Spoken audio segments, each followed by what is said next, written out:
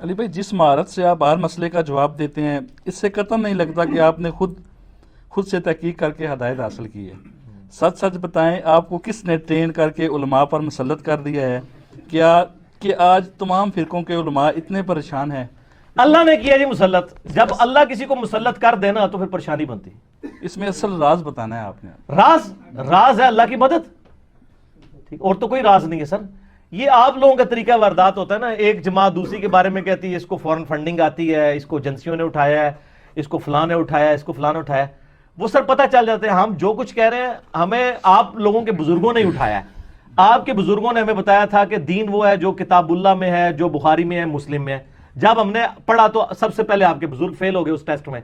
تو پھر ہم نے کہا کہ آپ کے بزرگوں نے آپ کو آدھی بات سچ بتائی تھی کہ دین اس میں ہے، لیکن اس کے اندر جو دین تھا وہ آپ کو نہیں بتایا تھا، ہم نے وہ بتانا شروع کر دیا. تو اس میں کوئی کمال والی بات تو نہیں ہے. باقی یہ رہا کہ ظاہر ہے کہ ایک دن کی محنت تو نہیں ہے. میں یعنی 92 میں نے میٹرک کیا، 94 میں ایف ایس سی. تو آج آپ سمجھ لیں تقریباً 25-30 سال ہو گئے میں یعنی کتابیں پڑھتا ہوں. اور ظاہر ایک دن کا نالج تو نہیں ہے. پھر کمپیریٹیو اسٹڈی بھی کرتا ہوں. اور یعنی میں تعصب سے پاک ہوں. میں کسی ایک ٹاپک کے اوپر بھی جب تحقیق کرنا شروع کرتا ہوں نا تو تمام مکاتب فکر کی کتابیں ان کے علماء کو پڑھتا ہوں، پھر خود بھی کتاب و سنت دیکھ کے تو آپٹیمل سولوشن پہ پہنچتا ہوں.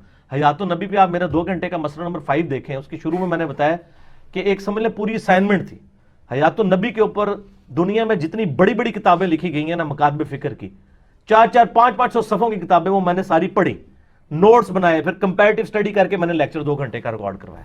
تو آپ بھی تعصب سے باہر نکلیں، آپ سب کو سننا شروع کر دیں، آپ کا علم بھی اس لیول پہ آ جائے گا.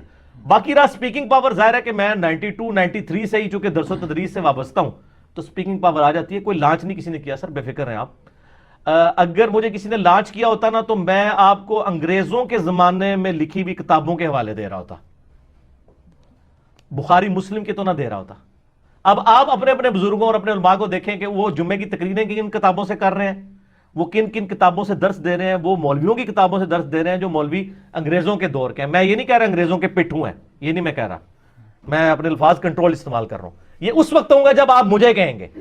پھر میں کہوں گا پٹھو تو وہ ہے جو انگریزوں کے دور میں کتاب لکھ رہا ہے، اور جو 1200 سال پہلے کتابیں لکھی گئی ہیں جن کو سنی مانتے آ رہے ہیں شروع سے، ان کے حوالے دے رہا ہے. تو سر وہ تو بخاری مسلم کے ایجنٹ ہے. تو ہم امام بخاری امام مسلم کے ایجنٹ ہیں. ٹھیک ہے. اور چھوڑا کس نے؟ اللہ نے. کیوں چھوڑا ہے؟ اس لیے چھوڑا ہے کہ ظاہر ہے کہ جب بھی کوئی عروج آتا ہے تو اس کو زوال آنا چاہیے. تھوڑا آپ لوگوں نے یعنی امت کے ساتھ کیا ہے اور اس دین کا جنازہ نکالا ہے. جس شے نو چھیڑو دے اختلاف نکلتا ہے. من لوگ کہتے ہیں یار اختلافی موضوع، میں کہتا ہوں جی اتفاقی موضوع آپ بتائیں نا کون سا ہے. آپ عقیدے سے شروع کر دیں نا. آپ کہتے ہیں توحید میں مسلمان ایک ہے، توحید میں صرف اتنا ہی ایک ہے جتنا ہندو ایک مانتے ہیں اللہ کو. اس میں آپ توحید فی ذات میں آ جائیں، فی صفات میں آ جائیں تو آپ دیکھیں کتنے اختلافات موجود ہیں. ابھی تک مسلمان یہ نہیں طے کر پائے کہ اللہ تعالیٰ عرش پہ ہے یا ہمارے ساتھ ہے. تسی کہہ رہے ہو کہ توحید بھی سادہ ہے.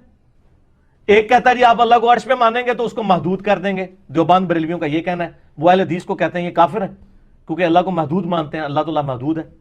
دوسرے اہل حدیث کہتے ہیں اللہ تعالیٰ قرآن میں ہے، عرش کے اوپر ہے، اور یہ دیوبندی بریلوی کہتے ہیں ہمارے ساتھ ہے، یہ تو وحدت الوجود رکھتے ہیں، یہ کافر ہے.